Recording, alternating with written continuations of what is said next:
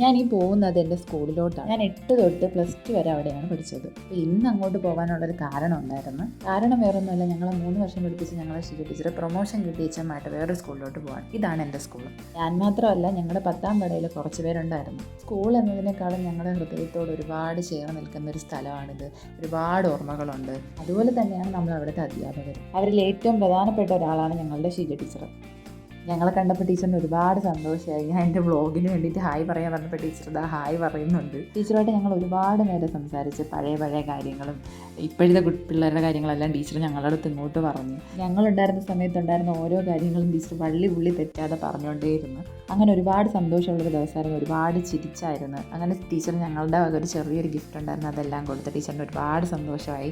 ഞങ്ങളുടെയൊക്കെ ജീവിതത്തിലെ ഏറ്റവും പ്രധാനപ്പെട്ട ഒരു സ്ഥലം തന്നെയാണ് ഞങ്ങളുടെ ഈ സ്കൂളെന്ന് പറയുന്നത്. പിന്നെ അവിടെ നിന്ന് ടീച്ചറിനോട് നമ്മൾ യാത്രയെല്ലാം പറഞ്ഞിട്ട് ഇറങ്ങിയിട്ട് ഞങ്ങൾ വിചാരിച്ചൊരു ചായ കുടിക്കാൻ പോയി. ഞങ്ങളിവിടെ അടുത്ത് തന്നെയാണ് ചെമ്പിൽ ചായ എന്ന് പറയുന്നത്. നിങ്ങളെല്ലാവരും കേട്ടിട്ടുണ്ടായിരിക്കും, റീൽസിലൊക്കെ ഭയങ്കര ഫേമസ് ആയിട്ടുള്ളൊരു സ്ഥലമാണ്. നമ്മളൊക്കെ എപ്പോൾ കൂടിയാലും ഒരുപാട് കാര്യങ്ങൾ നമുക്ക് സംസാരിക്കാനുണ്ട്.